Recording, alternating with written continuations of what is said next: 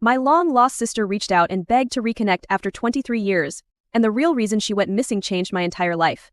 My sister was declared a missing person at 18 and was never found. I did everything to find her, even spending 5 months driving around the country without a break in hopes of randomly finding her. But neither I nor anyone in my family was ever able to do so. It took me many years, countless therapy sessions, and mental breakdowns, but I finally learned how to live without her. Then, 23 years after she went missing, she sent me an email. In it, she profusely apologized for what she did, saying that life had left her no choice. She begged me to meet up with her and forgive her. If she seriously thought that I would welcome her back into my life after 23 years of silence, then she was absolutely correct. Within minutes of reading her email, I responded to her. Emily, I can't believe it's really you. I've missed you so much. Of course I want to meet you. When and where? Love, David. A few days later, I was sitting on a stool in a small cafe with my legs dangling. I nervously glanced around, my mind racing. What would she look like? What would she say? And most importantly, why did she disappear all those years ago? Then, Emily finally walked in. She looked older, but the same warmth and kindness in her eyes were unmistakable. As soon as our eyes met, we both smiled and hurried toward each other. David, she exclaimed, throwing her arms around me. I hugged her tightly, tears welling up in my eyes. Emily, I've missed you so much. We sat down and spent hours catching up. After a while, Emily looked at me with curiosity in her eyes. So David, tell me everything about your life. What have you been up to all these years? How's your job? Got a lucky girl waiting for you at home. I took a deep breath, feeling a mix of relief and sadness. Well, where do I start? After you left, things were really tough. Mom and Dad were devastated, and I tried to keep it together for them. I actually quit my job and drove around the country for half a year with no destination, all in hopes of randomly bumping into you. I had no luck. Of course. After that, I finished college and got a job as an accountant. It's not exactly my dream job, but it pays the bills. Emily nodded. I can only imagine how hard it must have been. Do you like your job at all? Honestly, not really, I admitted. It's just numbers and spreadsheets all day. I feel like I'm stuck in a rut, and every day feels the same. I've thought about quitting so many times, but I'm not sure what else I would do. She reached out and squeezed my hand. You deserve to do something that makes you happy, David. Life is too short to be unhappy in your work. I smiled. Thanks, Emily. It means a lot to hear you say that. As for my love life, there's not much to tell. I've been single for a while now. I had a few relationships, but nothing really stuck. I guess I've been too focused on work and just trying to get through each day. Emily's expression softened. I'm sorry to hear that. Have you thought about trying online dating? It might be a good way to meet new people. I chuckled, feeling a bit embarrassed. I wouldn't even know where to start with that. It feels so foreign to me. Don't worry, I can help you with it, she said with a reassuring smile. We'll set up a profile together and see how it goes. You never know, you might meet someone amazing. We talked about our lives, the lost years, and the many things we had missed. We laughed, cried, and reminisced about our childhood. It felt like no time had passed at all, and yet we had so much to fill in. As the days turned into weeks, Emily and I became inseparable. We did everything together, hiking, cooking, watching movies, and even taking dance classes. It was like we were making up for lost time, and every moment was precious. One evening, as we sat on the porch of my apartment sipping tea and watching the sunset, I finally gathered the courage to ask the question that had been haunting me. Emily, why did you leave? What happened all those years ago? She looked at me, her eyes reflecting a deep sorrow. For a moment, she was silent, gathering her thoughts. Finally, she set her teacup down and took a deep breath. You deserve to know the truth, David. It's a long story, and it's not an easy one to tell, but I want you to understand what happened. I nodded, bracing myself for whatever she was about to reveal. Remember that night we went camping with Mom and Dad? Remember how I wandered way too far from our campsite? The thing is, the moon was bright, and I thought I could find my way back easily, but I got lost. Before I knew it, I was deep in the forest. I really underestimated how far away our tent was. Her eyes darkened as she continued. I randomly came across a group of women.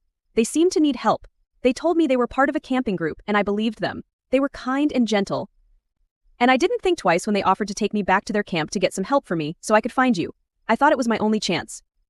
Emily's grip on her teacup tightened, her knuckles turning white. But it was all a lie. They were part of a cult. I went pale. Emily, that's awful. What did they do to you? They took me to their hidden compound deep in the forest. It was an old, decrepit house surrounded by thick trees and underbrush. I was scared, but they were so persuasive. They made me feel special, needed. Every time I brought up you, Mom and Dad, they told me you all were coming for me and that they had already called you. But it wasn't long before I realized the truth. Her voice shook as she continued. They made me participate in their rituals. They worshipped a leader, a woman who used to be a camp counselor for some organization. She was charismatic and manipulative. and she had convinced her followers that they needed to give their own blood on a constant basis and worship the Almighty Lord as this was the only way toward salvation. I felt a chill run down my spine. What happened next? Sometimes they would do extreme measures too. Sometimes a little blood was not enough, sometimes we needed all the blood that a human had to offer. I hated every second of my time there, but they had convinced everyone that they would kill them the second they suspected disloyalty. So, I grit my teeth and bared it, hoping to find a way to escape. I was horrified. How bad was it, Emily? What was it really like? Let me tell you a story, she said. One night, one of their crazy rituals went horribly wrong. They had captured a 25-year-old woman, and she was a tough one. She found a way to set the house on fire. It was sparked by the candles they used. The fire spread quickly and consumed everything in its path. Her voice was barely a whisper now. While everyone was trying to save themselves, I saw my chance. In the middle of the chaos, I ran. I didn't look back. I just ran and ran until I finally found a couple camping who helped me contact the authorities. They couldn't believe my story at first. But after seeing my condition and hearing my details, they understood the seriousness of my situation.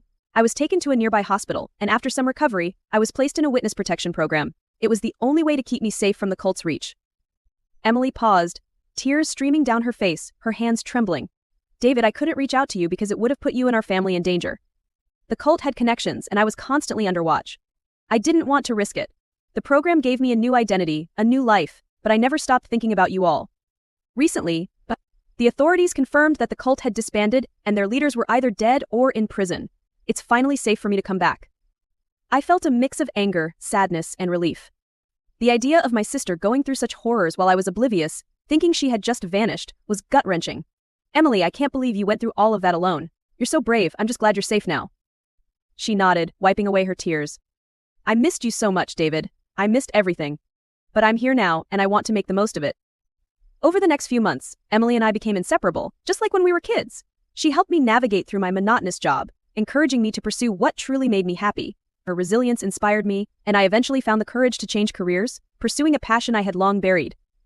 Emily's presence also transformed our family dynamics. My parents, though initially shocked by her story, welcomed her back with open arms. The grief that had clouded our family for decades began to lift. We started creating new memories, healing old wounds, and appreciating the gift of having each other. One evening, as we all sat together reminiscing about the past, I realized something profound. After 23 years, I received an email that would change my life forever. My sister Emily, who had disappeared when she was 18, was reaching out to reconnect. She was declared a missing person, and despite my relentless efforts to find her, she remained lost. Years of searching, therapy, and trying to move on had followed, but now she was back.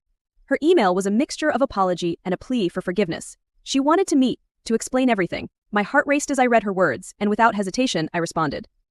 Emily, I can't believe it's really you. I've missed you so much. Of course I want to meet you. When and where? Love, David.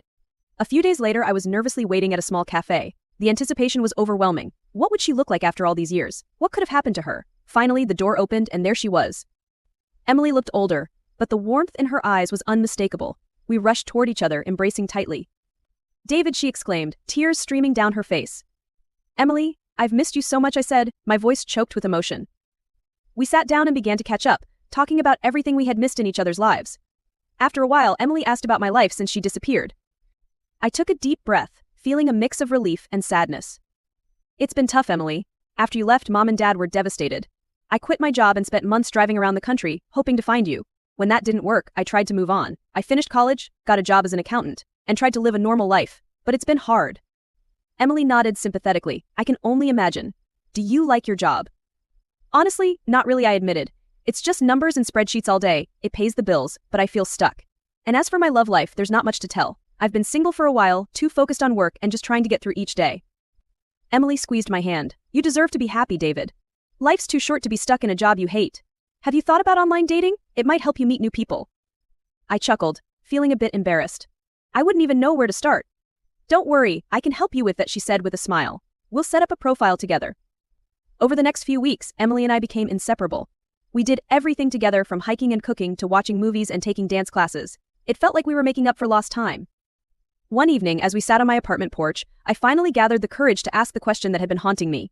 Emily, why did you leave? What happened all those years ago? She looked at me, her eyes reflecting deep sorrow. After a moment of silence, she began to speak. Remember that night we went camping with Mom and Dad? I wandered away from the campsite, thinking I could find my way back easily. But I got lost. Eventually, I came across a group of women who seemed to need help. They told me they were part of a camping group. And I believed them. They offered to take me back to their camp to get help finding you. Her voice trembled as she continued. But it was all a lie. They were part of a cult. They took me to a hidden compound deep in the forest. At first they were kind, making me feel special and needed. But soon, I realized the truth. They made me participate in their rituals, worshipping a charismatic leader who manipulated everyone. The conditions were terrible, and I was trapped. I felt a chill run down my spine. What happened next? One night, during one of their rituals, things went horribly wrong. A woman they had captured set the house on fire. In the chaos, I saw my chance and ran. I found a couple camping nearby who helped me contact the authorities. They placed me in a witness protection program to keep me safe from the cult's reach. I couldn't contact you or our family because it would have put everyone in danger. Only recently, the authorities confirmed the cult had disbanded, and it was safe for me to come back. I was horrified. Emily, I can't believe you went through all of that alone. You're so brave. I'm just glad you're safe now. She nodded, wiping away her tears. I missed you so much, David. I missed everything, but I'm here now, and I want to make the most of it. Emily helped me navigate through my monotonous job, encouraging me to pursue my true passions. Her resilience inspired me, and eventually I found the courage to change careers. I pursued a field I had long been passionate about, and it transformed my life.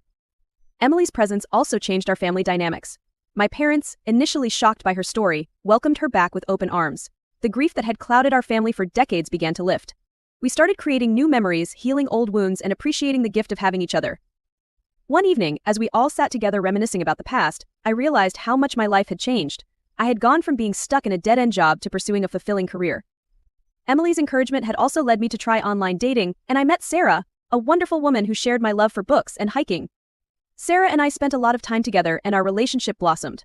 Emily welcomed her into our lives with open arms, and they quickly became close friends. Emily's support meant the world to me, and it was clear that she and Sarah got along well. One evening, as we were all sitting on the porch after dinner, Emily turned to Sarah with a smile. You know, Sarah, you've brought so much happiness into David's life. It's wonderful to see him so content. Sarah blushed and squeezed my hand. Thank you, Emily. I feel incredibly lucky to have found David. He's truly a special person. A year after Emily and I reconnected, my life had completely transformed. I was no longer the lonely, unhappy person she had found. I was confident, happy, and in a healthy relationship with Sarah. One evening, as we sat on the porch watching the sunset, I turned to Emily. I don't know how to thank you for everything you've done, Emily. You've changed my life. She smiled. You've done all the hard work, David. I just helped you see what was possible. As the sun dipped below the horizon, I realized how much we had both overcome. Emily's return had brought light back into my life, and together, we had healed the wounds of the past and built a brighter future.